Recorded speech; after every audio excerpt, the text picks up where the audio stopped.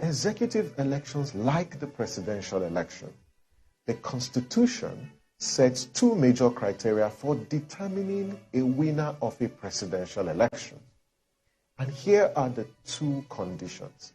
The first one, a candidate must secure the highest number of votes cast at the election. The highest number of votes cast at the election is the first condition. Condition number two, the candidate must secure not less than 25% of votes cast in at least 2/3 of all the states of the Federation and the Federal Capital Territory. Those are the two conditions. Now, let's break this down further.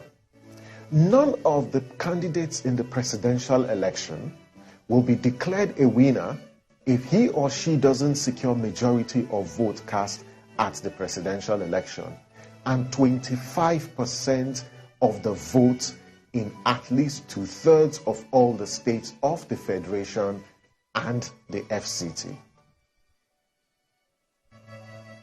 If none of the candidates meets the threshold of securing the highest number of votes cast, as well as 25% in 2/3 of all the states of the Federation and the FCT, INEC must conduct a second election.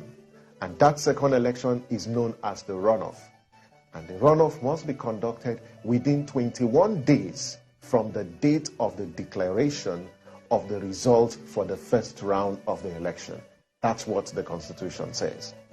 A runoff is a voting system used to elect a single winner where no candidate meets the conditions for securing a win in the first round of the elections. So for the presidential election, not all the 18 registered political parties who sponsored candidates will participate in the runoff election. Only 2 candidates will be on the ballot. The first candidate will be the presidential candidate who secured the highest number of lawful votes. That will be the candidate that will make it to the runoff election. The second candidate will be the one who, amongst the remaining candidates, who has majority of votes in the highest number of states.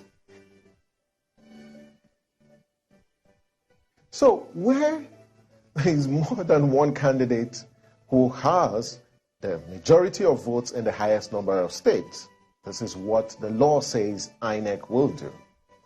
INEC will consider amongst, these candidates who has the highest number of votes in the election. So they look at the total number of votes that each of the candidates secured, and the one with the highest total number of votes will become the second candidate on the ballot for a runoff elections.